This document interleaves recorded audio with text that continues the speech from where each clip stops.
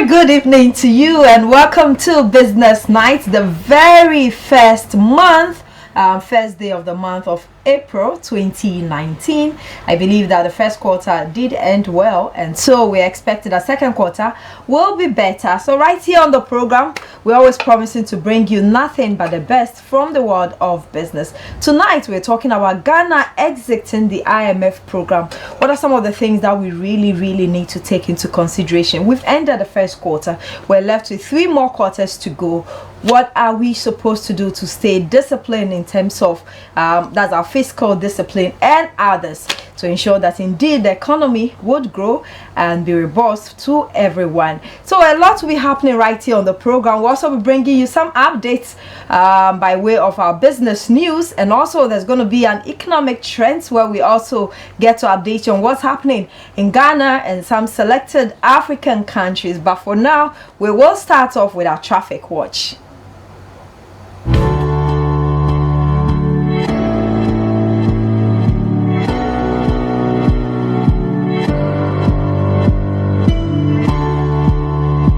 Okay, so it's time for us to go straight to our traffic watch, where we get to update you on traffic situations in some parts of Accra. We will start off with Ring Road.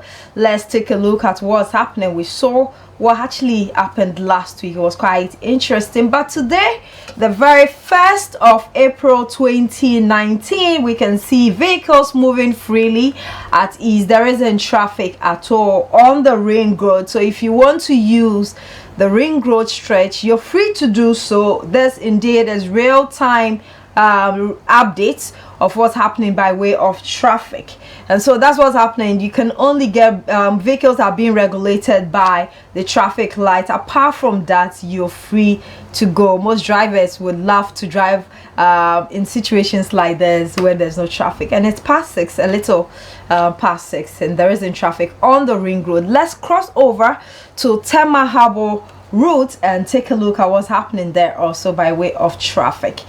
And so, well, we can see that vehicles are moving at a very slow pace, but not that slow though. But most people have attributed it to the construction around the Tema motorway. So that's what's happening. Around this time, you should brace yourself to go through some traffic. It's quite slow. You're not moving at the pace that every driver would love to. And so that's what is happening around the Tema Harbour routes, just around the motorway. That's the roundabout area. So you should, if you can contain this, why not? You can just set off. But don't forget, you're still live and we're streaming live on Facebook. Let's cross over to Airport Bypass and take a look at what's happening there also. Okay, so far we can say that Airport Bypass is leading at the moment. So where traffic, we can say, or from what we can see on the screen, there is traffic. There's thick traffic. We can see vehicles coming in from Marina Mall or around that particular route, joining the main stretch that leads to airport roundabout and can equally connect you to either Spinters or the under bridge to East Legon. So there is traffic on that particular stretch just around the Marina Mall, and then the Shell filling station. So brace yourself on both sides though, but those heading towards the roundabout is quite thick. I'm just sure that those coming in from the roundabout heading towards Burma Camp, that area, yes, there isn't traffic. It's just that those crossing are the ones causing the traffic. And so what we are seeing currently, we can see that vehicles are really not moving at the pace at which they would love to move. But that's what's happening at the Airport Bypass area. So now that we've taken a look at the Airport Bypass, let's cross over to Burma Camp and see what's happening also by way of traffic. So this is Burma Camp area. Quite free, a bit cloudy though. Well, the night is drawing nearer, so you should expect that.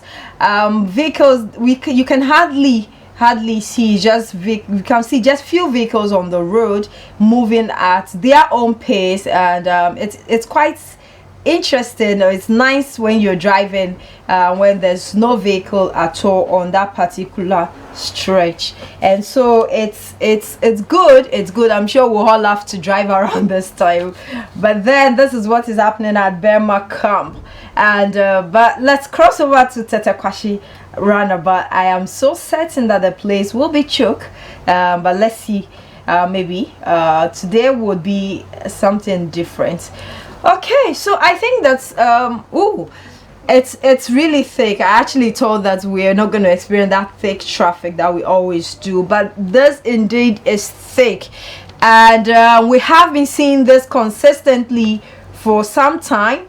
It's really no news, but what most people would probably be appealing to authorities, if there's a need for us to open up, let's also take into consideration like future plans on how best we can expand that particular stretch. There's a lot of connections, so you realize that those coming in from La Paz, Jolo, joining the motorway, before you can only have the freedom when you've gone past the Accra Mall roundabout. Other than that, you would have to brace yourself to experience some traffic. So if you're also coming in from 37, there is also thick traffic on that particular stretch. So this indeed is what is happening by way of traffic update. We will now go straight to our economic trends.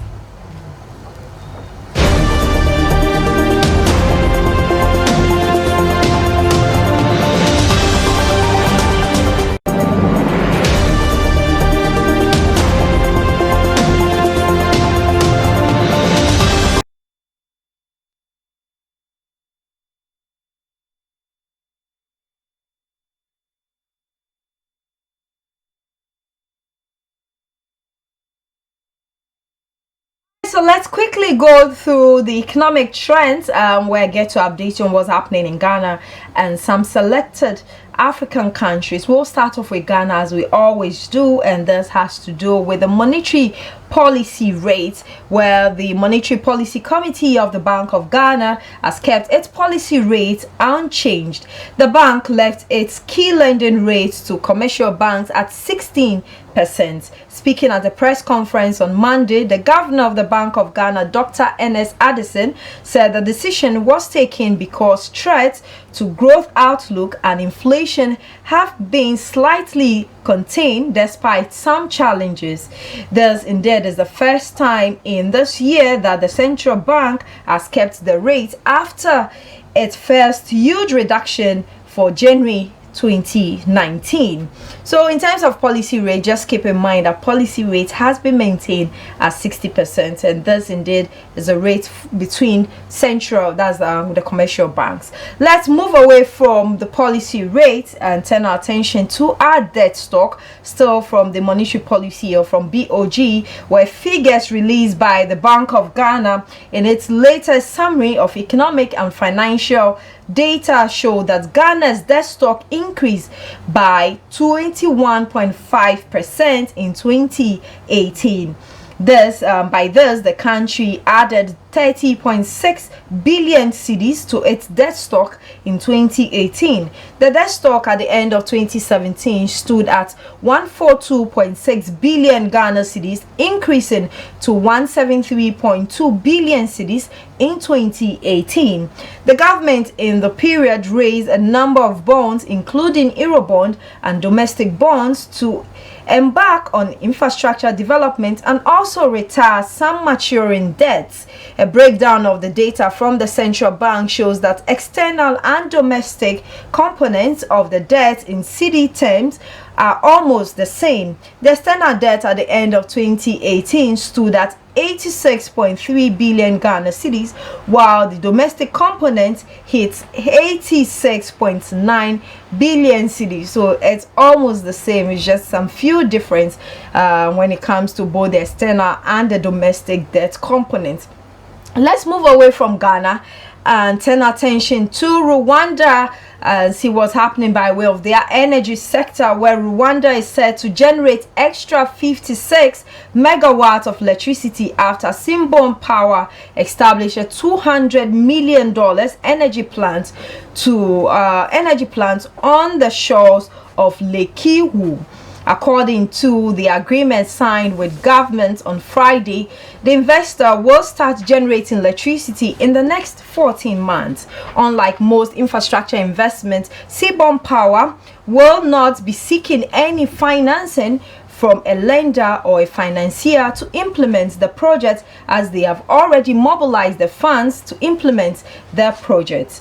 The development will add up impetus of government efforts towards achieving 512 megawatts installed power generation capacity by 2024 from the current 221 megawatts. The government is also optimistic that this and other investments will lead to universal access to electricity by 2024. So good news there for Rwanda. Let's turn attention finally to Zimbabwe, where the Reserve Bank of Zimbabwe believes that most companies will, with external debt, are not going to be adversely affected by the introduction of the interbank foreign currency market, as they have cushioned themselves against rising liabilities through excessive price increases.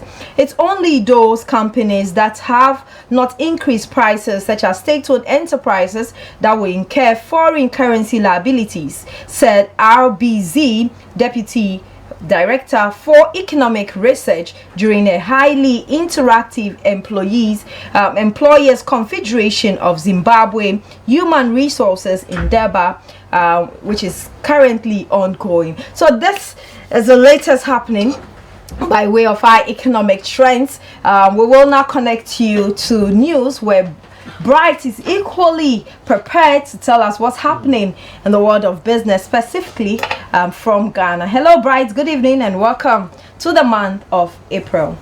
Good evening, Winifred. I've been thinking of pulling a prank on you today, but you know you can't do it now. There's always a limit. I know. Too bad. But what do you have for us tonight? So the MPP government has come under a lot of criticism concerning the power cuts, and finally they are actually giving us a solution. And according to the Deputy Energy Minister, Mr. William Oreku, all those talks just some senseless talks, as the MPP government is trying so hard to ensure that there is a permanent power supply here in the country. Yes. Well, I think that is critical for industries, especially now that we're talking about the fact that for Ghana to grow, industries will need electricity, and we need to really support industries. Exactly. And so let's see how best they intend to resolve this particular issue with regards to energy. All right. So you're welcome to Business News here on Business Night with me, Bryce Nana Kwesi. I'm an first in this blog, as a Deputy Energy Minister, Mr. William Oreku Edu has told the journalist at a press conference that claims by some people that Ghana is experiencing intermittent power cuts is due to financially challenged energy sector is absolutely balderdash. The Deputy Minister also apologized to the people of Ghana for outages. According to him, government is doing all it can to ensure power cuts issues facing the country is permanently dealt with. Our hope as a ministry was to reduce to the barest minimum the disruption of supply of energy to the good people of this country. And we were hoping that you wouldn't even know that this work was going on. Unfortunately, we've gotten to where we are. Somebody may ask, did you make any provision for alternative fuel? And the answer is yes, and it's a big yes. As you are aware, Takoradi, most of the generators in Takoradi use gas. And that gas, which hitherto would have gone to Tema, were all redirected through Takoradi. But we are not getting nearly enough gas to power the TAPCO and Ameri plants there. So that is really where the huge challenge is. As far as Asogli is concerned, they have their full complement of gas, which is a maximum 150 megawatts, which they are giving us. AXA 2 uses HFO, that one is not gas. We have procured enough fuel for them. We'd like to invite you to join us to go to TOR facility and also Access facility, and indeed you are struggling, for you to ascertain for yourself that indeed we have enough fuel, contrary to what is being banded, like I said earlier, about that government doesn't have money, mismanaging the energy sector and all of that. It's absolute balderdash. We have enough fuel where you will see for yourself. KTPP, which is at pump, that's how you say it, that we have enough diesel in the toll tanks, which they are pumping to KTPP to give us something in the region of 100 megawatts. So in a nutshell, all that I'm trying to say is that we've taken all the necessary steps to reduce to the barest minimum the disruption of power to the country. But unfortunately, we have come to this. But see, having said that, once we complete this whole work, it is going to inure to the huge benefit of the people of Ghana. You hear every now and again, no gas from Nigeria, Nigeria pressure is low and all that. Meanwhile, we have huge amounts of gas in the West. So the whole idea is to have the ability to transport our stranded gas, so to speak, from the West, as Dr. Asante was saying, to the East to feed the generators there. So all I will say now is on behalf of the Honorable Minister, President of course, to apologize to you for what is happening, the people of Ghana, what is happening, and assure you once again that we are doing all we can to bring the supply of electricity to normalcy.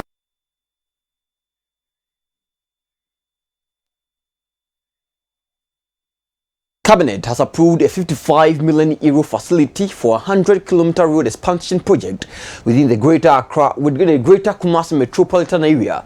This is to further enhance the brisk trade within the region.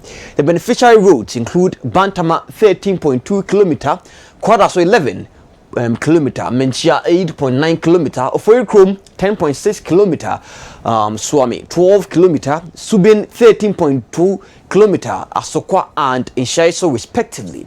It is the hope of government that the facility, which was included in the 2019 budget, will help ease the traffic situation within the metropolis. This project is expected to be completed within 24 months once it has gone through parliamentary approval.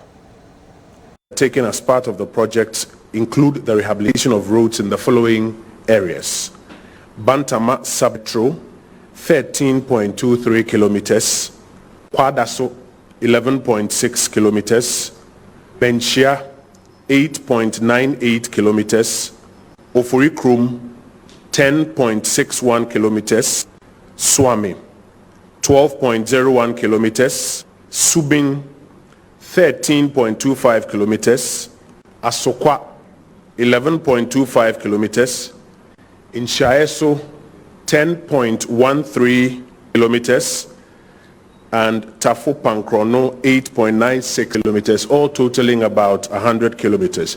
If you look up to the screens behind me, and we'll share soft copies with you, there's a map of the Greater Kumasi area that spells out the various catchment areas where this work is supposed to take place.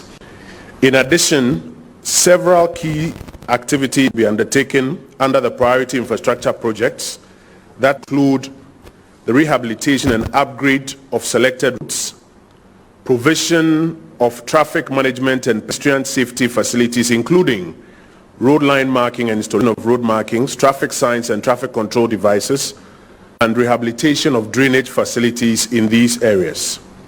Parliament will shortly consider this request as approved by Cabinet, and upon approval, the project is expected to be commenced and completed within a 24-month period.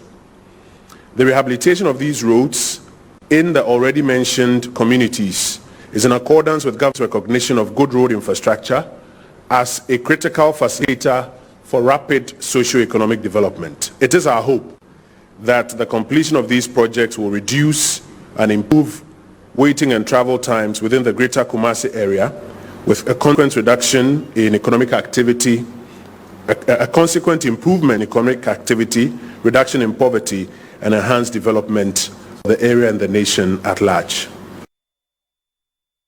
Figures released by the Bank of Ghana (BOG) in its latest summary of economic and financial data shows that Ghana's debt stock increased by 21.5% in 2018.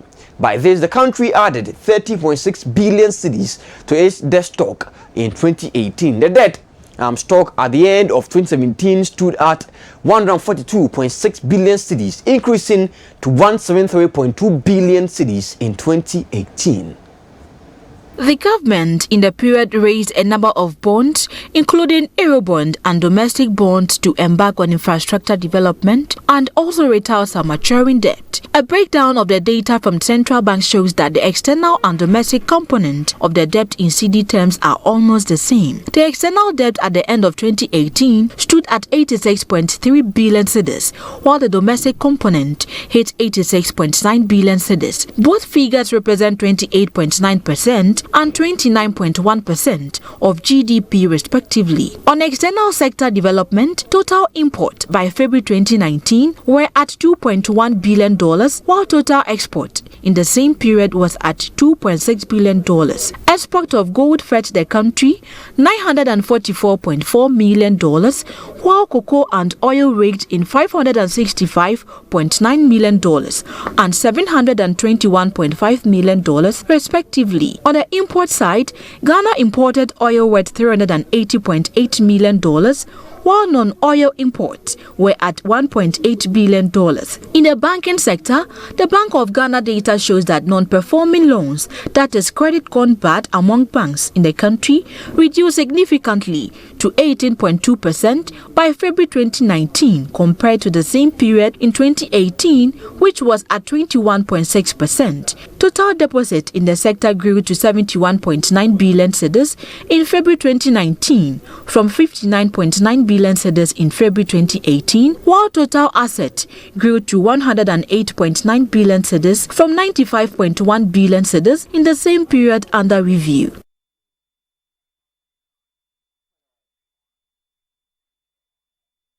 And that's it for the business segment here on the Business Night Show with Winifred Nelson. I am Bryce Nana Kwesi Amini. Winifred, that's it. All right, thank you, Bright, for that business update on what's happening in Ghana. Yes. From the business world. We've seen our current states when it comes to our debt stock. Let's see how best we'll be able to return. Because from what you read and from the visuals we saw, it means that our debt stock, domestic and external debt stock, are very, very close. It's an interesting thing. Let's see. Some economists will tell us that, well, we shouldn't really bother about the debt stock. What's most important is what we do with the funds. So once again, Bright, thanks so much for bringing us the updates. We'll go for a very short commercial break. When we come back, our focus will be on the IMF program that Ghana has exited. What can we do to stay disciplined in terms of our finances?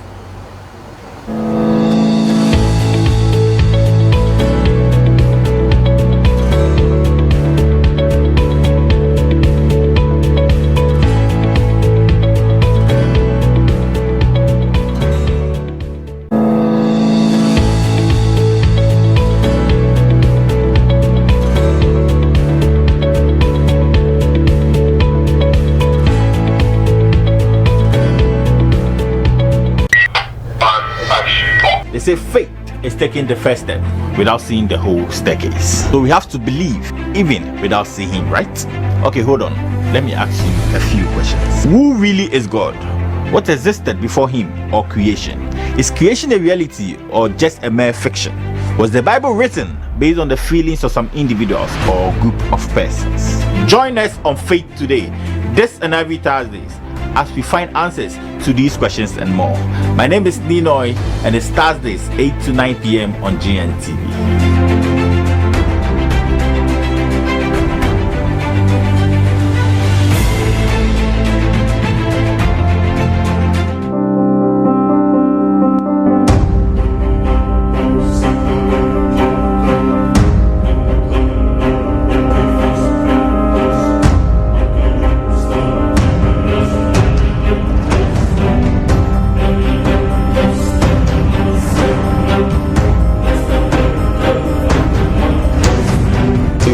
2-on-1. I am Bryce Nana Kwesi Amadina. Fighting climate change in particular, both in Africa and in Europe, we are interdependent.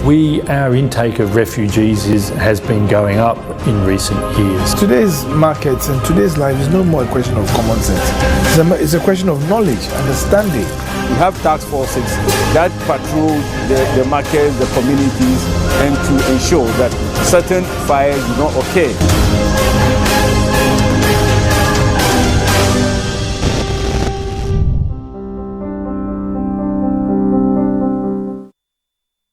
We're living in very pertinent times. The Bible said we should be wise and not foolish, redeeming the times, because the times in which we live in is very evil. Our old men will dream dreams, and the Bible said upon his servants and handmaids he will pour his spirit. We in Alabaster International Ministry and the body of Christ for that matter had not been left out. God is working a great move, and every Sunday 7 o'clock to 8 o'clock you are going to experience heaven on earth. And I tell you, your life will tremendously be blessed. Inform other people to watch, and I know your lives will not be the same again. My name is Prophet Kofiodro. We look forward in catching you right here on the stage. In every nation, there are national values and resources that drive international competitiveness and patronage of products made from such countries. And for these national values and resources, investors and tourists alike would like to relocate or site their operation in such countries. Ghana is undoubtedly endowed with many mineral resources such as gold, diamond, bauxite, oil, and agricultural products such as cocoa, oil palm, cashew nuts, and so on. Moreover, the Ghanaian hospitality has gained global recognition in addition to the nation's admirable democratic achievements. But why would investors and tourists alike contemplate to visit and or invest in another country other than Ghana, the touted gateway to Africa? What is the competitive advantage of Ghana and its institutions in the sub-region? Competitive institutions in Ghana. Sponsorship and support. Call 050-598-6258.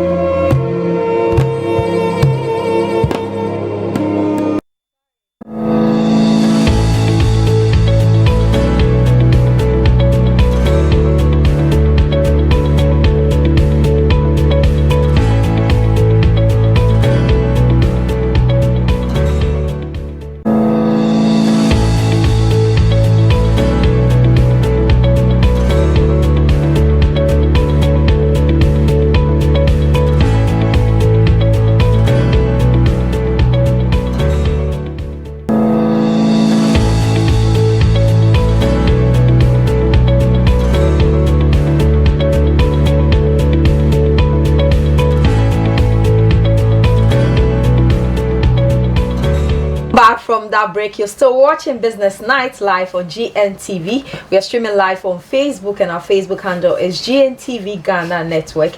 Kindly visit our Facebook page. I keep saying that our page is very interactive.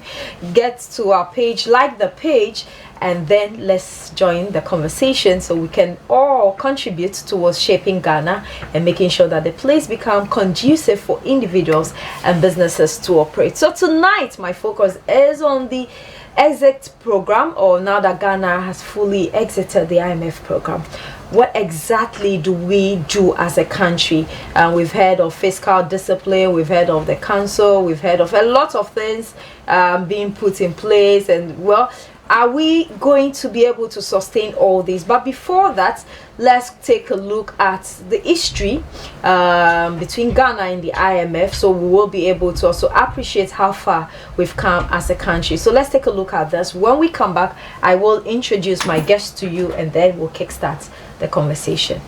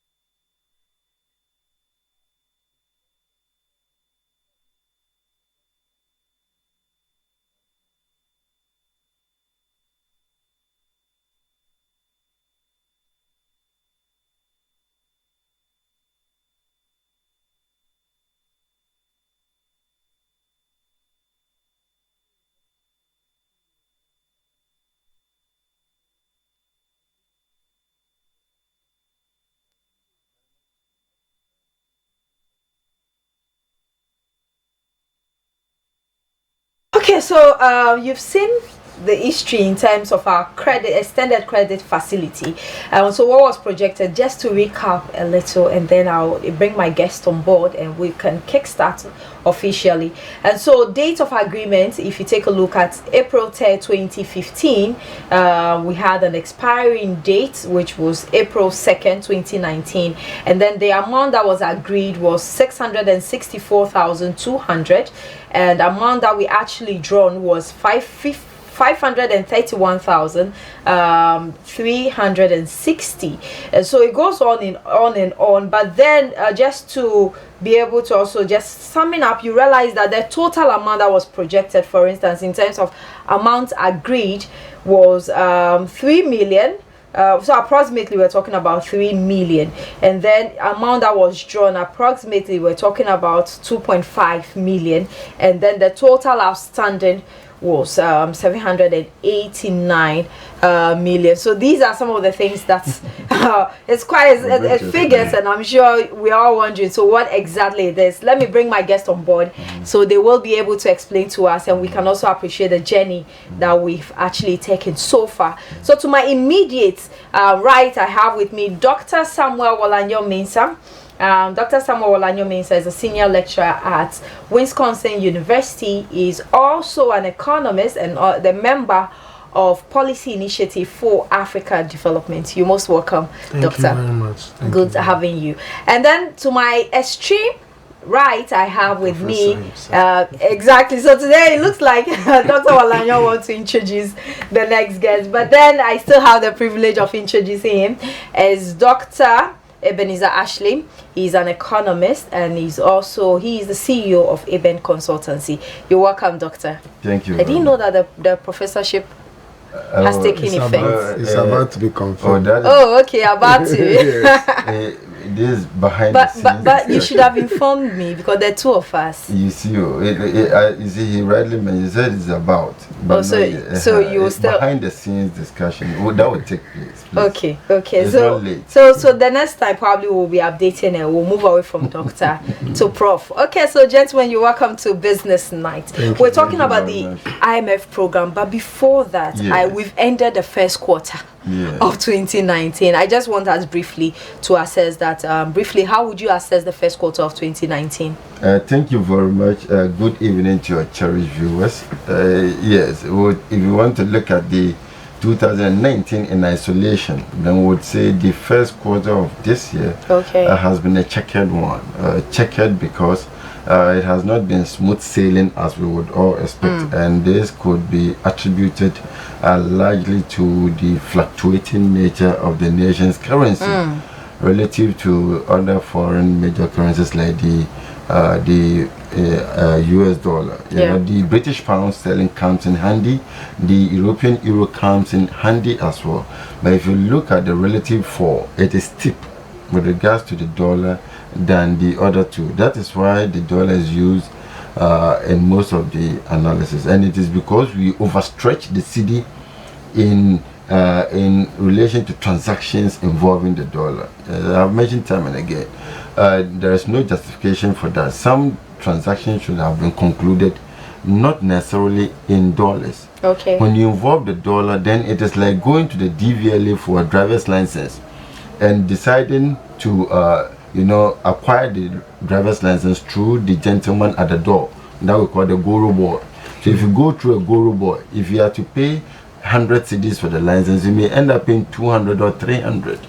If you also secure a passport and you go through a Goro man, you also end up paying twice or thrice the amount.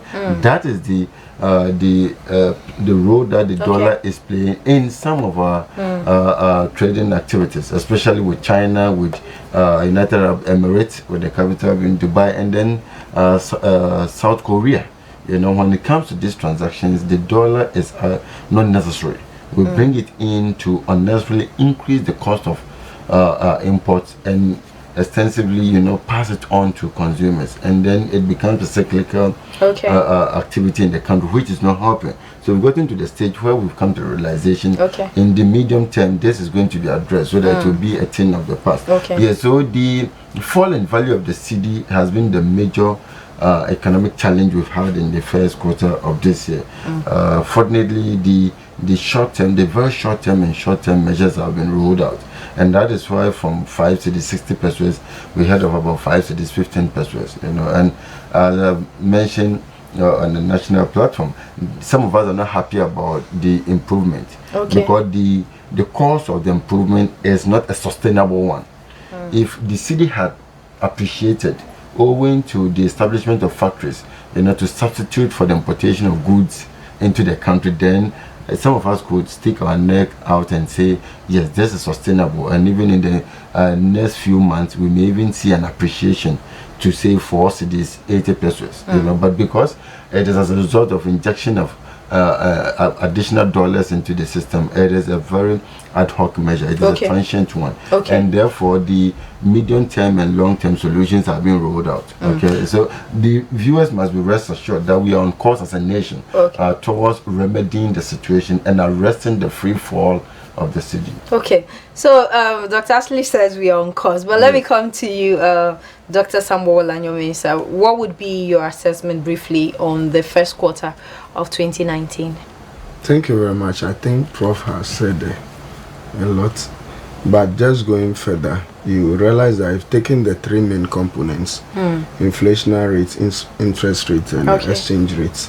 I think the inflationary rate has been quite stable. It has reduced to actually 9.2 now, from 9.4 to 9.2. And when you look at the interest rate too, I think it's also stable.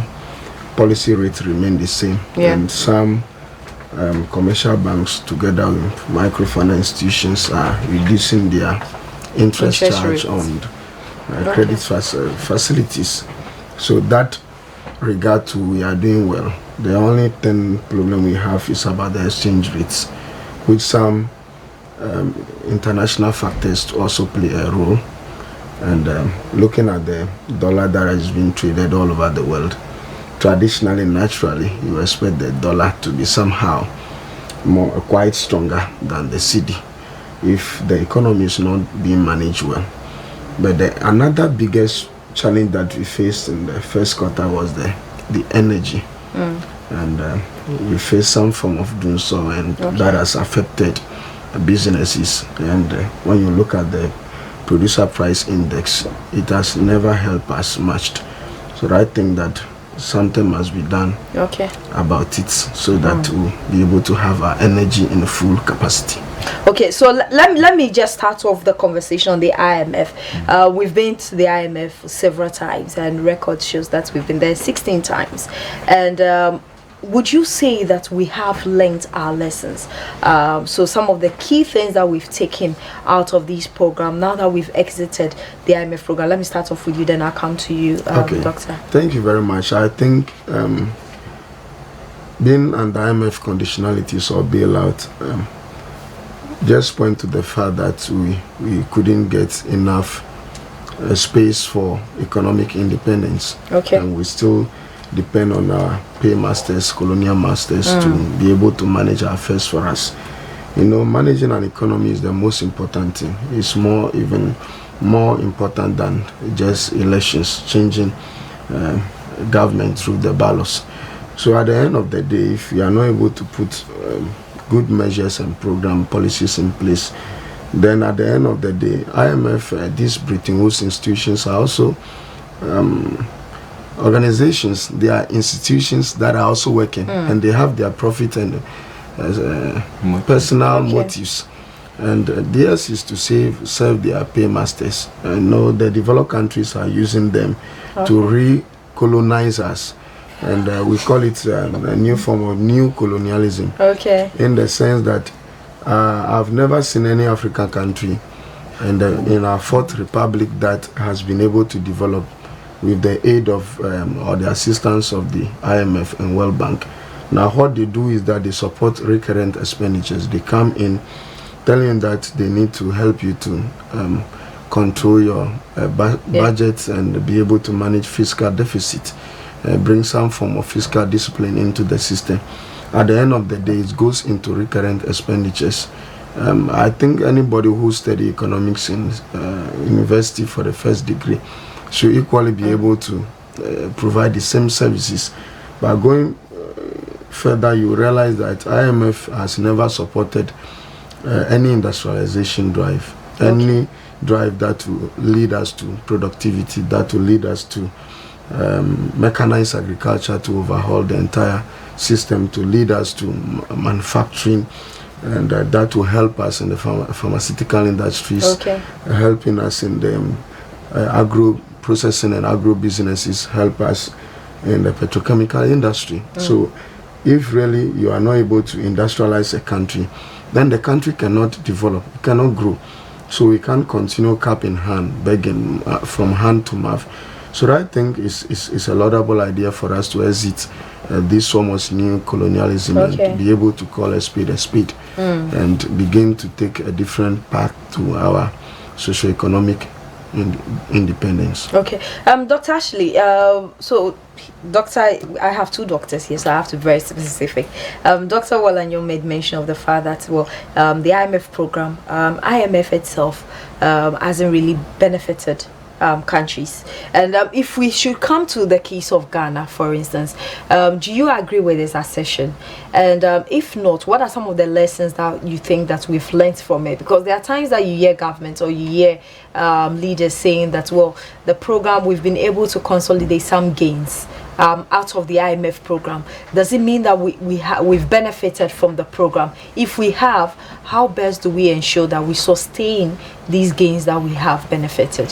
Thank you very much. If you look at the IMF, Ghana's financial romance with the IMF dates back to the 60s. Okay. So if you count about 16 different entries and exits, this is the reason why it dates back to the 60s severally. And as a matter of fact, if you look at between 1969, from 3rd October 1969 to 13th January 1972, during the reign of the late Professor Kofi Abrifa-Buzia, his overthrow was as a result of the implementation of IMF-sponsored policies. You see, the austerity measures put in place, to cut off free public transport, introduce fee paying in schools and what have you, were directly from the IMF. And as a matter of fact, some of us read this and were marveling how the IMF could introduce those policies to Ghana at a time that we were just out of colonialism, on the part of independence, high illiteracy rate, people being introduced to free public transport, free education by one president, and in another breath you are asking them to pay immediately. Definitely there will be an insurgence in that particular instance. At that time, the United States was over 170 or 180 or even 190 years old in terms of independence. But Ghana was less than 10 years in terms of independence, and therefore it was difficult for the two to be on the same path with regards to economic policy implementation. So I looked at it, and you look at the current situation. The 2015 extended credit facility, we had 5 thematic objectives. First, to ensure that we sustain our debt. 2, we maintain macroeconomic stability. 3, we return Ghana to the path of high economic growth. 4, job creation. And then the 5th one is to make sure that we in a way consolidate our social spending while making sure that the preceding 4 objectives are also achieved. And so public spending, in a way, you have to mitigate and streamline it while looking at the 4. That is the reason why Reverend submission that the IMF's policies are not in a way geared towards industrialization might not be out of place. Because if you look at these key areas, it's about revenue mobilization, but how do you do it? So it's up to you to also be genius in your implementation to draft or bring in certain interventions that will help you streamline the economy in the way you want. But have we made gains? That's what I'm coming to. I just give an overview, generality of it. But you see, our membership to the IMF remains intact. But what you see in some cases, we go in for special programs, or not say intervention. That of 2015, April 4, Okay. All right. 2015 was a special intervention that Ghana sought from the IMF besides our regular membership. That is different from going in for the facility itself. We first went in for the technical support, and we ended up with additional financial support. That is a bit different, all right, from going for just the financial support. In the case of 2015, what we went in to say is that as a nation, we had in a way run short of ideas to effectively manage our economy, and therefore we needed third-party ideas to be able to steer it in a way that would translate our misfortunes into economic gains. That is what the technical support stands for. All right, you go in, you want people with superior ideas to be able to turn this around, and we ended with the second tranche, which is the financial support also. Now, in this particular instance, the question is whether we've made some considerable gains from our sojourning with the IMF. I would say yes, to some extent. Yes, because fortunately we've come to the realization or to a stage in our socio-economic development journey where we have quite a number of people who are learned in the country with local and I would say foreign exposure. You look through the various measures rolled out by the IMF to help you achieve those 5 objectives. That is ensure the sustainability, you maintain macroeconomic stability, return Ghana to the path of high economic growth, and then 4, you ensure job creation. Then 5, there's this streamlining of social spending while achieving the other 4. They are not out of place, and there were some detailed implementation measures that were also added up to this. They are on paper, so it's a matter of applying them. All right, this is where I would say the program in itself wasn't bad. All right, the initial idea of entering it, I have explained, wasn't the best. It did not speak good of us. It means people within were not capable of turning around the fortunes of the economy, and at that time we believed seeking foreign intervention was the best solution. You know, that is what is bad about it. But having had the opportunity to bring in the foreign intervention, what have you learnt out of it? All right, so it is up to us. Now, this is how I liken it. Our stay with the IMF could be likened to being in the school, especially the tertiary institution.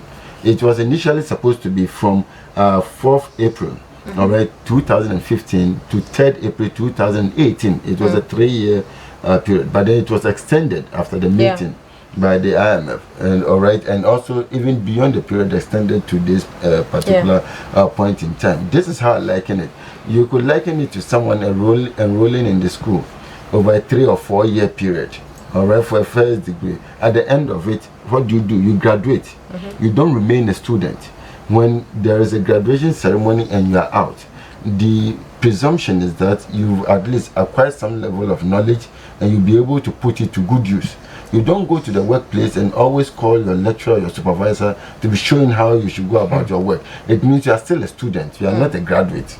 All right, so if you stay with the IMF for some time, what have we learnt? That we could, you know, take it up our sleeves, add to the ideas we have, and be able to move on.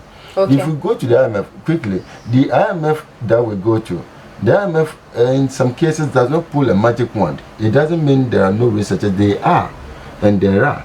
But what they do is this: if Ghana seeks intervention, quickly they look out for model countries or economies like Ghana with common characteristics like the cultural values. You see how we had independence together, how far these people have been able to go economically, that you are still lagging behind. What are some of the unique economic interventions that they put in place to get them there? And then the IMF will roll them out to you. You know, so we've gotten to the stage where we can also be independent, come up with innovative ideas. 5 years or few years down the line, the IMF revisits and would see a completely different Ghana and be able to adapt our interventions and also help other countries with it. We cannot always be relying on the IMF. It means we are not growing. You should be able to also come up with some innovative ideas. The IMF should tap into it and give it to lesser countries like Togo and Sierra Leone and others who will resort to the IMF for help. You know, but we cannot always be students. We must show that we have graduated and we are capable. And this is the time for us to prove that. Absolutely. You see, the first president said this several years ago that the black man is capable of managing his own affairs, if given an equal opportunity. We have the opportunity now, so if you don't make use of it, we don't have to blame anyone. Dr. Wolanyo, how do we maintain these gains? We've had technical support, we've had financial support, and even now that we've exited the program, the IMF is still promising us that, well, they can still offer us some technical support if the need arises. So let me come to you, Dr. Wolanyo. What's your take on this in maintaining the gains that we have made? I think the IMF have some crafty way of taking you back. If you don't know where you are going, at the end of the day, they set traps for you and you fall in. But then, as Prof has said, we've learned our lessons, and I think a lot of people have worked outside Ghana and those similar institutions, and when their experts are equally in Ghana, they have worked with some Ghanaians, economists and financial analysts. So they are apprentices and now they are masters. So I think we can, based on that, to be able to maintain the economy. The other thing too is that you realize that it takes political will.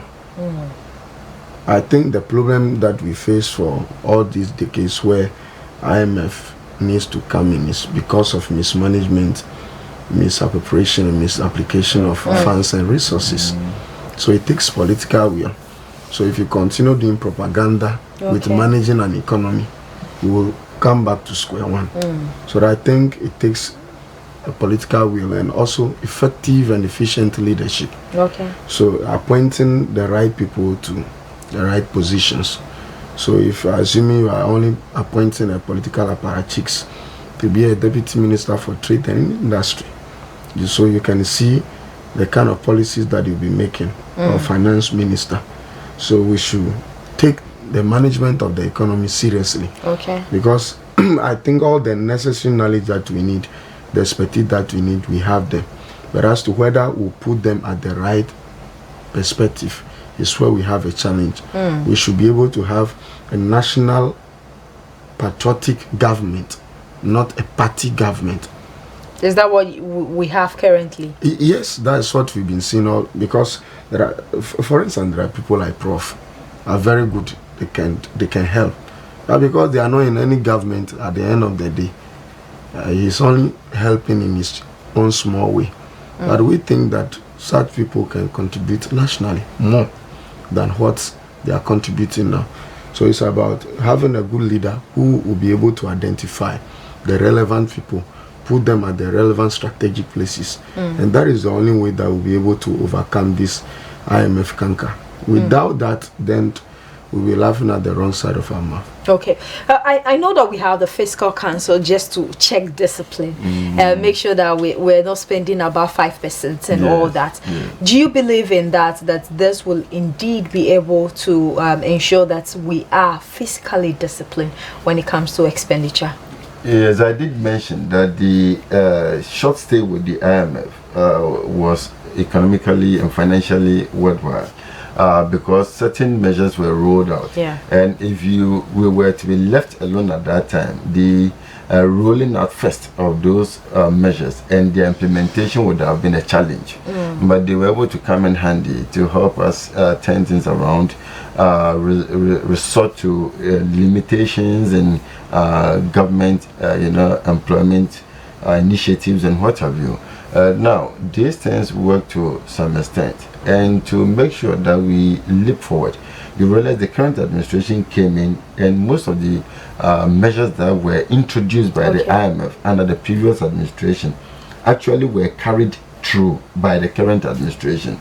And that is why we've been able to end the program, within this time frame. It has even been extended beyond the expectation of the current administration. And it is because of one posture. The current administration believes that even if the people voted for to manage the economy, do not have all what it takes to effectively manage the economy, there are people within the country who can help.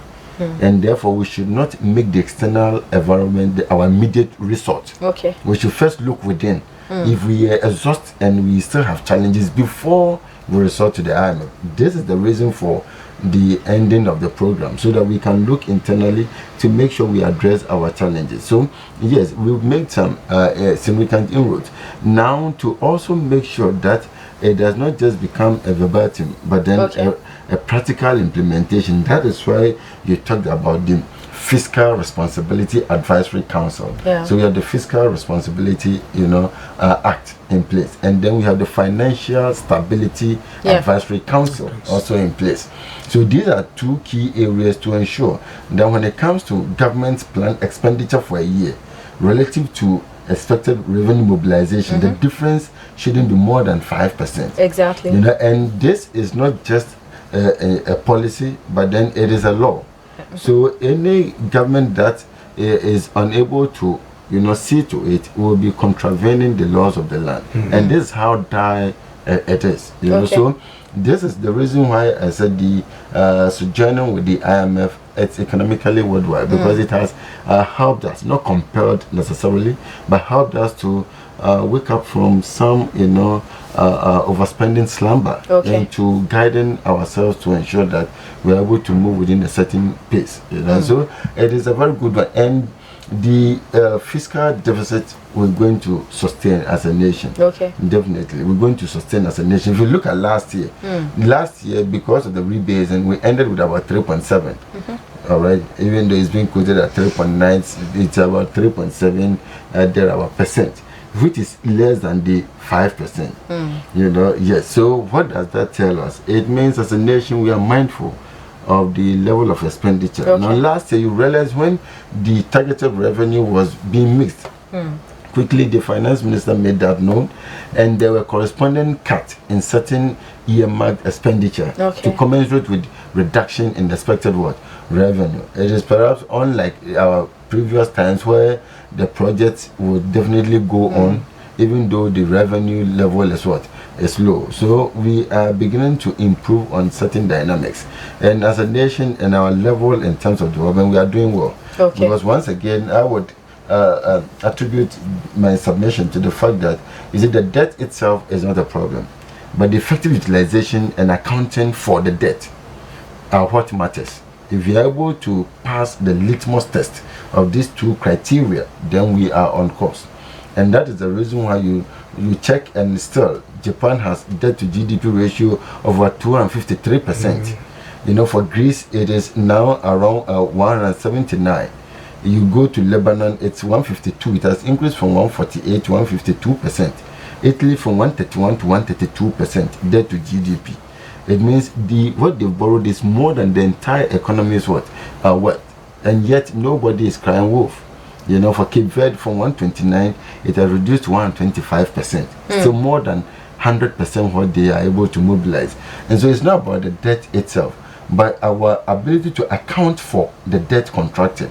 That is what matters. But we have the fiscal discipline, we have the fiscal deficit cap to guide us, and also to, in a way, let me borrow my father Kufuor's term, pinch us, to know that in fact we are going out of bounds, and therefore we need to remain on course. If we get to the stage where we are able to effectively account for the debt we contract, then we may review the fiscal deficit at 5%. The cap, Yes, but for now, to make sure that we account for the loans that we contract, the cap is very necessary. And that boils down to what you mentioned about the management of the economy, the will to make sure that funds go in. And we, as a matter of, some of us see this under the current administration, that the chunk of what we get, goes back to the people in different forms. We have the free senior high school, making sure debts that were contracted in the previous administration are also being cleared. And therefore, I would say we are on course, but we need to sustain and even improve on the current situation. Dr. Walanyo, 2020 is an election year, and there's been a lot of speculation when it comes to we checking the fact that we're not going to spend beyond our 5% the threshold that we have and all that. Well, you've had the economy saying that this actually came at the right time, since it's a law that is backing this particular policy. It means that governments will be compelled to ensure that they still discipline. Do you think that we will be able to do that, or you think that it might get to a point where we would want to come out to justify, especially if government in power can come out to say that, okay, we need to justify and we need parliamentarians to actually move the justification? So for instance, they are making a proposal and you have majority saying that yes, we think that it's time for us to be able to adjust it because of A or B. Do you think that we have that discipline to ensure that, okay, this is a law, 5%, you can't go be above that? Do you think that 2020 we will be able to ensure that, considering the fact that it is an election year? Looking at it from the policy point of view, okay, I think it's doable, as somebody put it. But then, from a historical, political point of view, there is likelihood that we will spend beyond that. And as we practice a democracy of winner takes all, and having a majority in parliament, and you expect politicians to surprise us. And so I don't see them being who be able to live within this means. Dr. Ashley, so Dr. Walanyo doesn't believe that. He thinks that, well, when we get 2020, there'll always be a need for us to adjust it.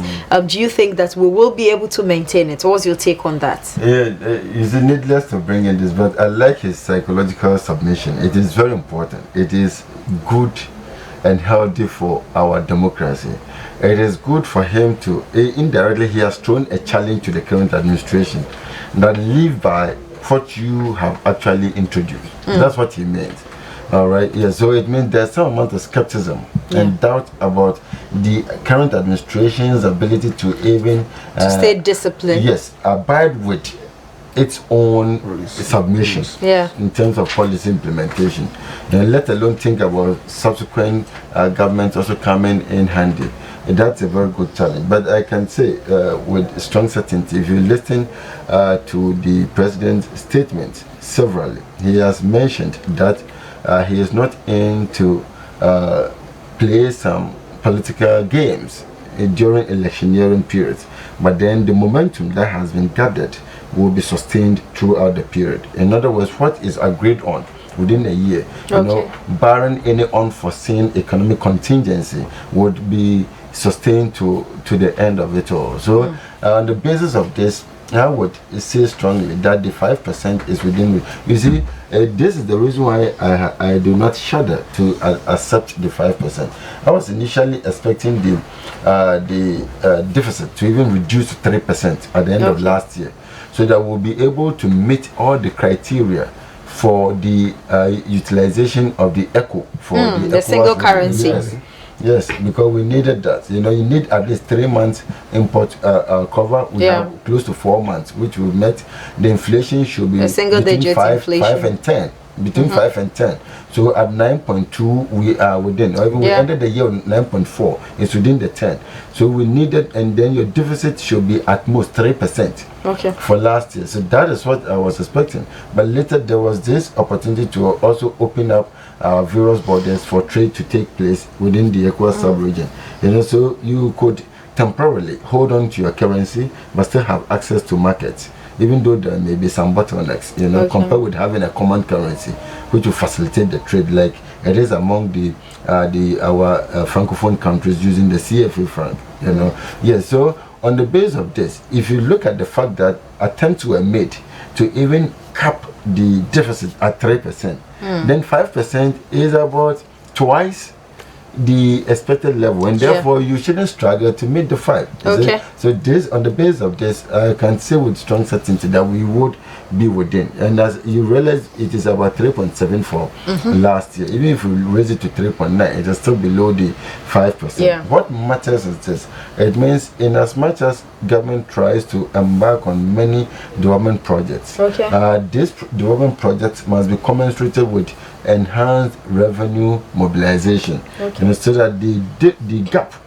between the two wouldn't be too telling on the entire economy. Not necessarily significant, but it shouldn't be too telling on the economy. That is where we are. So his submission alleged it is a challenge. That do just as you said. Okay, so heal you. But he's a type that wouldn't hesitate to applaud the government at the end of the day. Okay, so it's a challenge. Let's see if government will stay disciplined, especially in 2020, which happens to be an election year.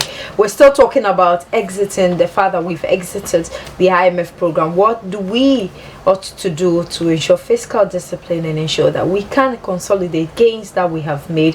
We've been hearing macroeconomic stability and all that, but how do we ensure sustainability of these gains? It's really important in the long run. But so we'll go for a very short commercial break. When we come back, we'll continue our conversation on the IMF. We'll be right back after this break.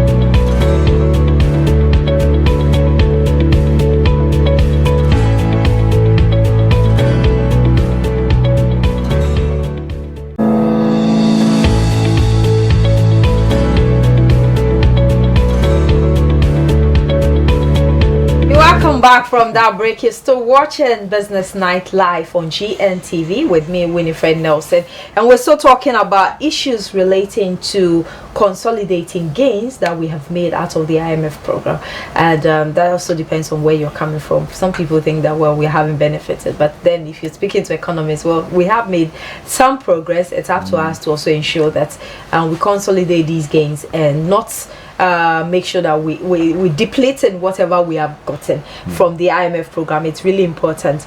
So there are oftentimes we hear people talk about the fact that, okay, it's time for us to mobilize funds internally, and even if we're going to do externally, we know that sometimes these funds come at a cost, which you still have to pay back. So people would definitely encourage that. Why don't you, if you have the capacity to generate funds within, why don't you do that?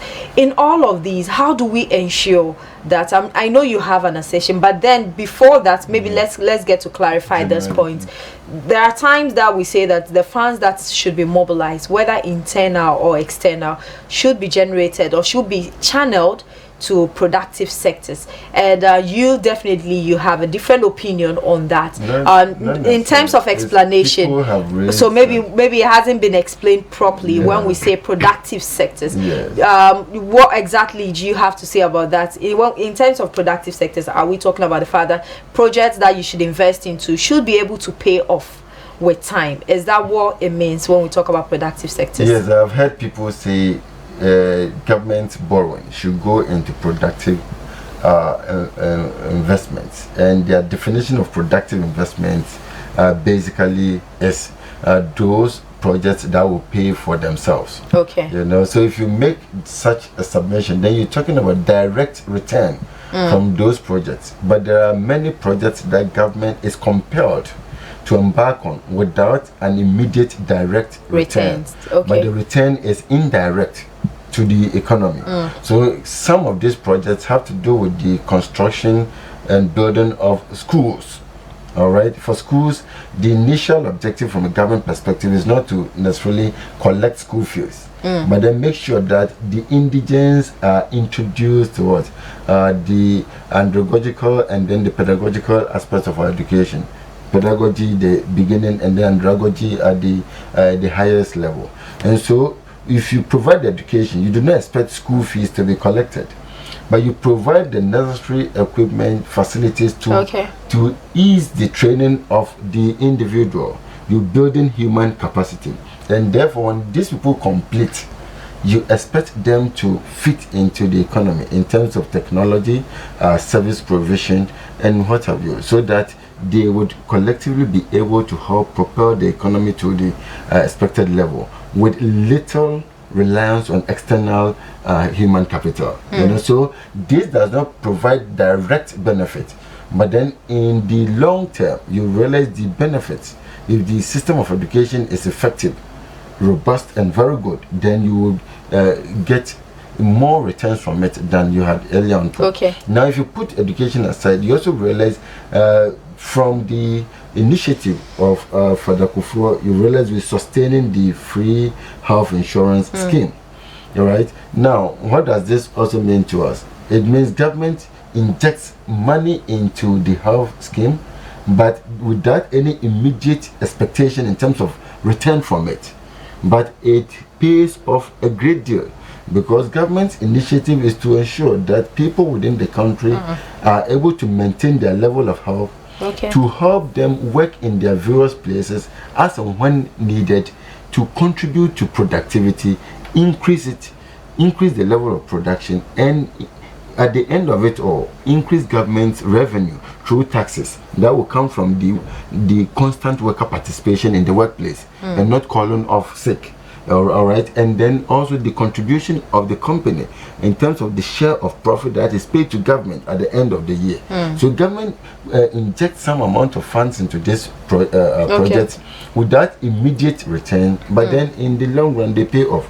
So when we talk about the productive investment, it should not be as some people put out there. The project should be able to pay for themselves. No. It is general, and government can never, as I've mentioned elsewhere, government can never be profit oriented at all times. Every government across the world, even in the dominant capitalist economies, government is a service provision oriented, all right, and not profit oriented. And you go to the United States, all right, and over there, the government has taken upon herself several social interventions. There are people who go to school right from the scratch to university without paying even a penny. depending on the level of income of the parents. All right. Yes, there are people who access health care right from the time they were born till date without paying a penny, depending on their level of income. So even in the capitalist dominant economies, you see social interventions, abound. Okay. And therefore we cannot always be talking or defining the productive investment to include looking at just the direct returns.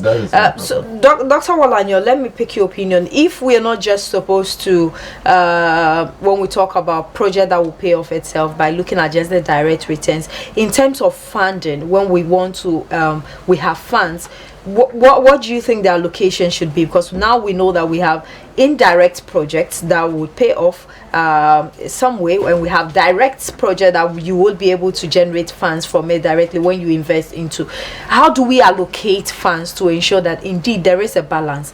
Because you need to execute some projects, you also need to make sure that at the end of the day you're still getting some funds to also pay debts, because if you should channel most of your resources to projects that are indirect in a way which you don't get to, they're more or less like social intervention, they are not going to pay off within a specific period of time. It means that you still need to mobilize funds to pay off debts. How do we strike a balance between direct projects and indirect projects? Thank you very much. I think Prof has spoken well, but just to add something small, I think the reason why most people call governments to invest in productive ventures activities is that in the past it's very difficult for government to account for their stewardship in terms of talk about accountability and loans contracted. In terms of service providing, you realize that is the prerequisite requirement for every government to provide basic services, amenities to its citizens. For instance, in terms of health, in terms of education, in terms of maybe supporting agriculture, we talk about roads, we talk about water, we're talking about electricity.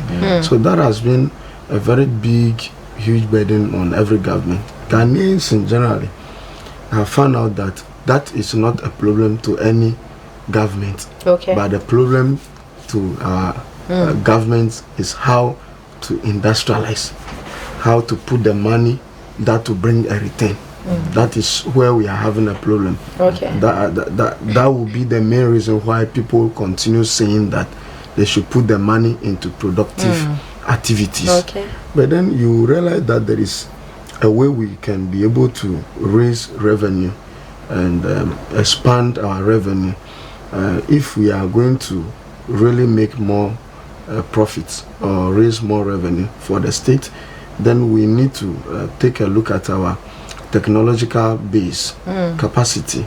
For instance, the introduction of the paperless in our ports, in our DVL, in the passport has tremendously increased our profit levels, because it serves as checks and balances to our weak system, our accountability system that we have. So that kind of misappropriation of funds has been reduced. And once that there is a reduction, then there is an increase in revenue. But then we can equally make much more revenue through the creative arts industry. And I think it's a department that we have been undermining for a very long time.